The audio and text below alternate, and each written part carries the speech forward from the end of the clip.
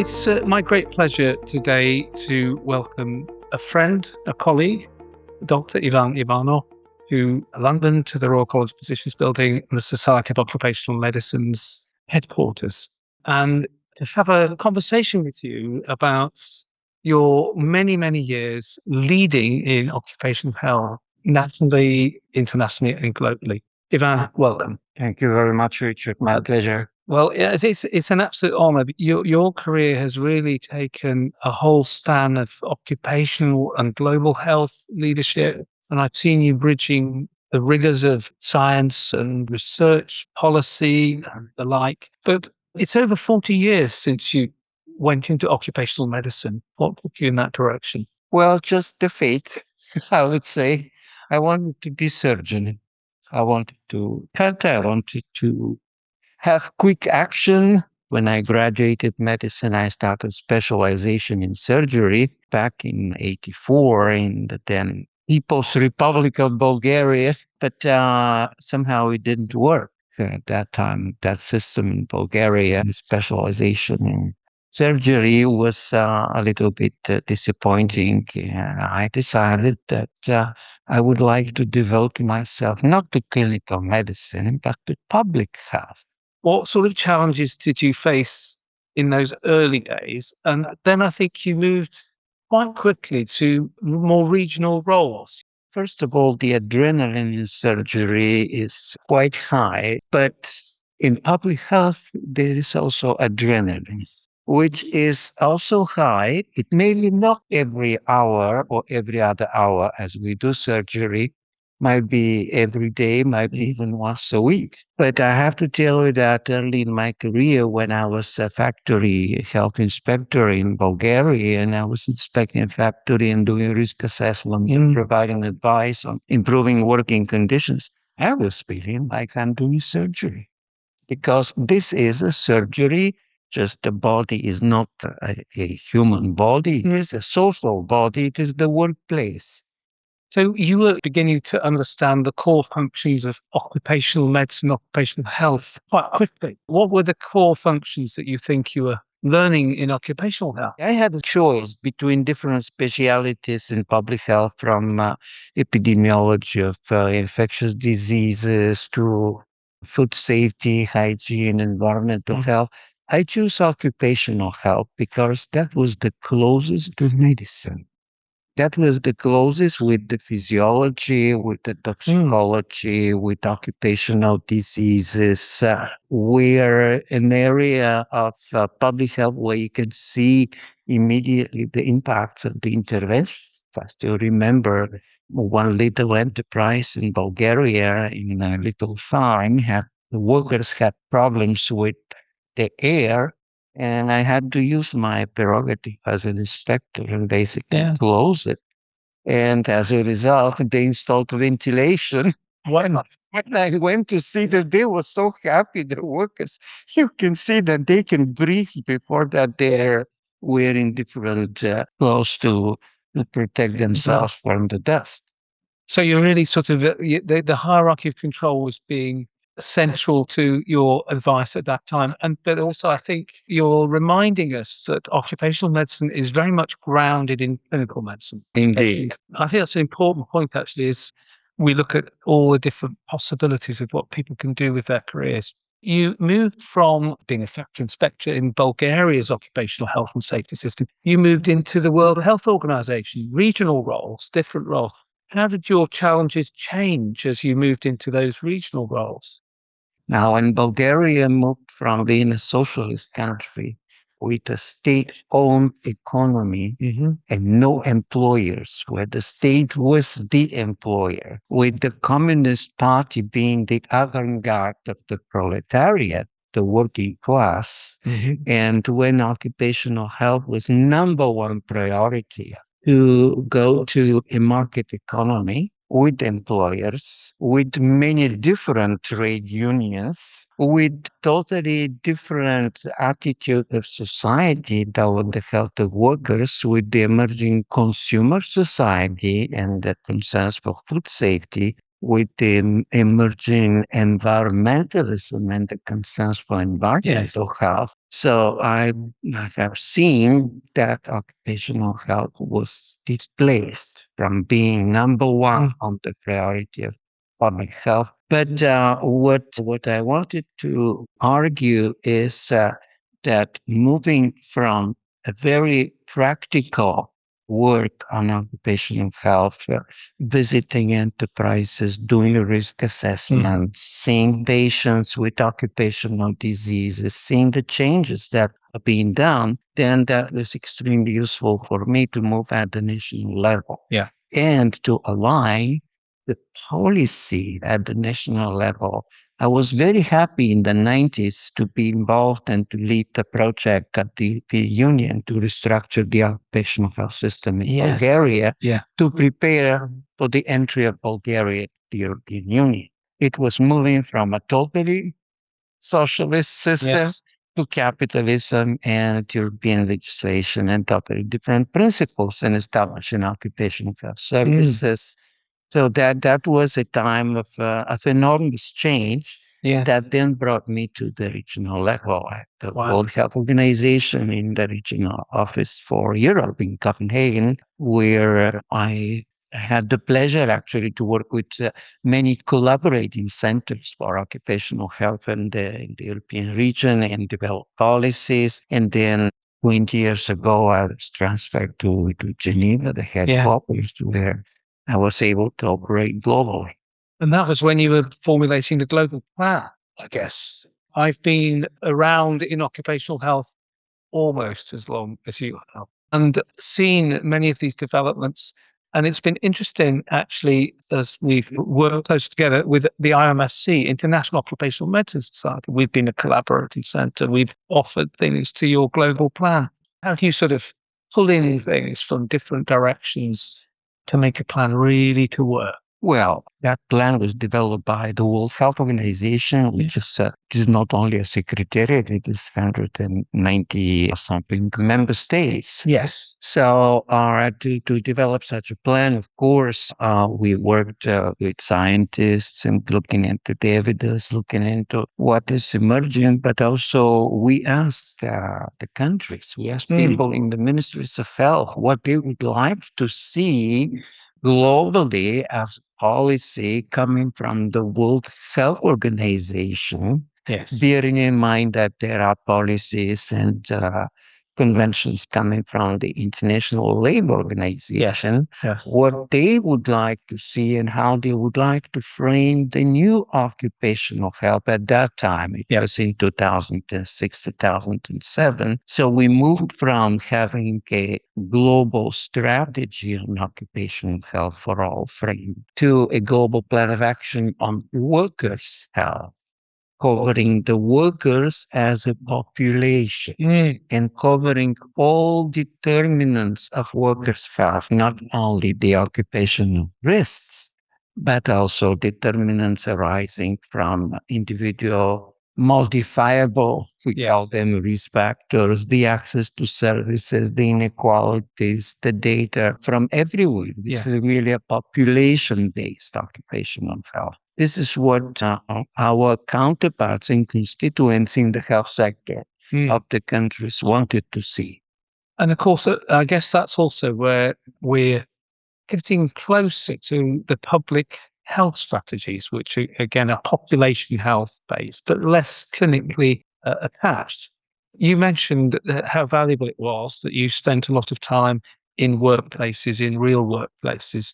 That helped you a lot with your judgments and your policy framework. I've noticed more recently that many people in occupational health roles spend less and less time in factories or in workplaces and more time remotely examining people's health or doing questionnaires. What do you think the implications of that are in terms of occupational health and the future? Because, as you say, that was so important to you. What are we missing? Why are people being happy to be in occupational health, sitting away from factory? It's a unique thing that we have, that clinical knowledge, that knowledge of the workplace. First of all, occupational health is extremely practical. discipline. If you cut your relations with your clients, with your patients, be they the workers, healthy or sick workers, be they the enterprises, perfect or struggling with problems, you are not successful. So now, of course, due to new technologies of drones and artificial intelligence and teleworking and telemedicine, we can do a lot of things distantly. Of course, nothing can replace a nice visit to a workplace and talking to people like I'm talking to you. Of course, that's why I came all the way to London. Thank you for doing that. It's a long way to come. Now, you've seen 40 years, you've seen some major changes, I think, to the risks that people have, but also the landscape of this. We're now talking about environmental health more in terms of the whole occupational and environmental health spectrum. We saw many physical risks in the past, at the early part of your career. Could you just say a little bit about how you've seen that landscape evolving over the perhaps at least the last 20 years? And maybe a little bit about where you see it going in the next, from your perspective, with your experience of change and how that's changed. Well, it is indeed that the very beginning was devoted to the physical risks, direct risks to health, the work from a Z, and then when the World Health Organization was established at the very first World Health Assembly, the member states decided that the World Health Organization should deal with industrial hygiene. Yes, so that is this. Then they moved to occupational health, then to workers' health, and then to workplace health, and so we have been changing the discourse over the years. It is true with technology, the risks are changing.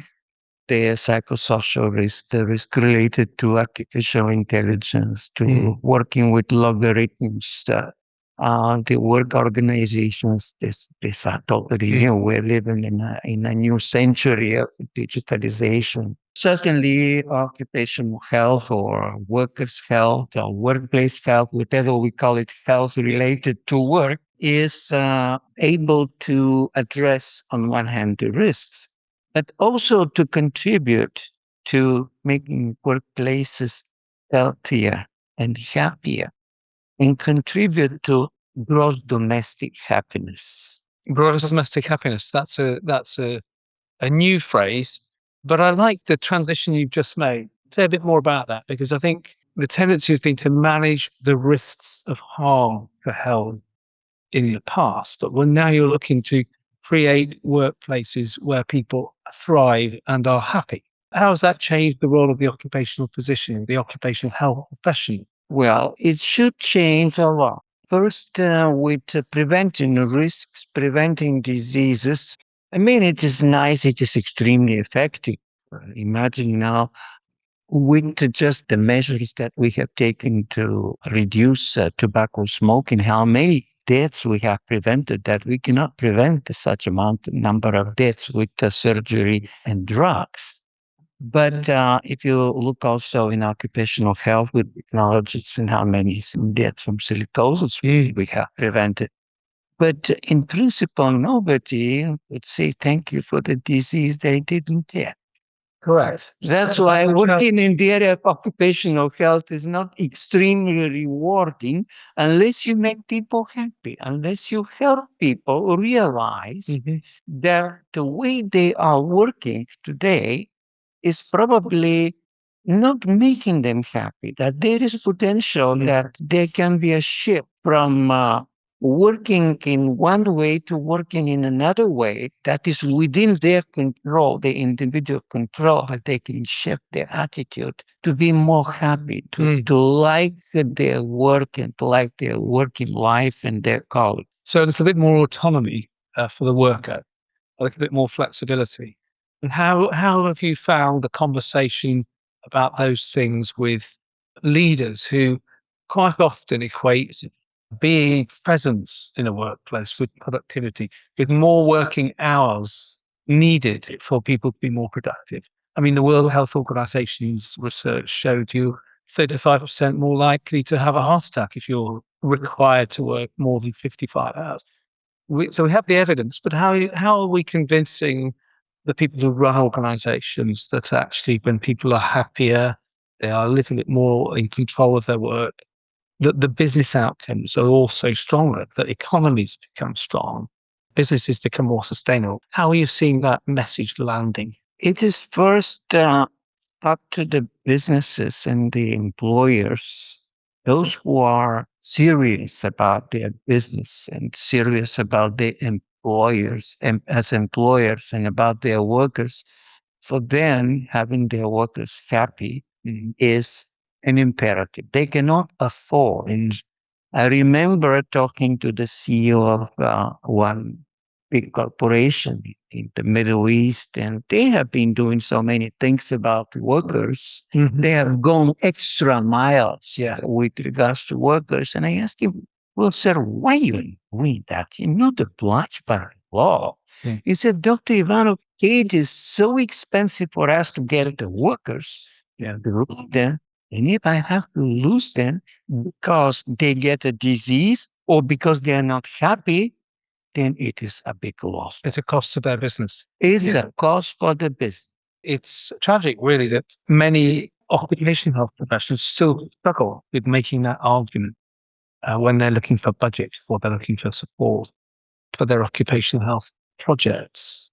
You're making a very compelling case for investing in the health of workers from a business perspective, as well as a human health perspective, as well as human happiness. Yes, investing in occupational health, there is enormous return on investment. But I would argue investing in good, evidence-based and competent patient. In the area of occupational health, safety, well-being at work and all these areas, there is a lot of snake oil. I have witnessed recommendations that you wonder, we did something. These recommendations and employers, poor employers, those who have to pay for these recommendations that not only they have no effect, but on the opposite. They can be harmful. They are harmful. So it is essential for an employer to have good and competent occupational health because investing or having an incompetent occupational health is even worse than having no occupational health. How do you think the employer can best discriminate or discern what is a competent occupational health person from one who is selling snake oil? How do they know this? Or how can we help as well as leaders in occupational health? Ask for diplomas. Standardize the diplomas. There are so many different diplomas and courses, and nobody really can make a judgment. What are the competencies that this person who has whatever certificate or diploma has acquired? So this is there is enormous need. Occupational health is also a multidisciplinary area. Yes. It is occupational medicine, there is psychology, there is hygiene, there is toxicology, ergonomics, physiology, sociology. Seeing any kind of disciplines that are engaged in occupational health or health with regards to workplaces. So a good employer certainly would ask for some form of standardization and some form of credentials. There are places in the world where the law says that the employer should have a contract with a doctor or with a nurse without any specification what should be the competencies of this doctor or nurse. Absolutely. So I think we can do a lot to help guide employers in that respect, especially large employers. But I think a lot of the way work is being organized, particularly, at the present, it's becoming very much more small employers, single people working for themselves. Those are very difficult situations to imagine access to occupational health advice. What have you discovered in your journey that works best to help those who are in very small occupational settings to access that competent advice? And have great risks in those roles quite often. Well, many people have access to healthcare, general healthcare, Yeah. primary healthcare, are not, of course, 100%, but if the doctor or the nurse providing this primary healthcare will just ask the question, what do you actually work and what do you do? Then it would be a lot easier to connect what is the disease or the problem of the worker or the patient actually with the work, and that would trigger also some actions to change the working conditions or the situations that are causing the health problem. So that is the integration, basically what we call it, occupational health, into primary health care, bringing health and care as close as possible to where people live and work. So that means really also bringing it into the training of medical students and junior doctors in all specialties. That question you asked that Ramazini did, which was, what is your occupation? Yes.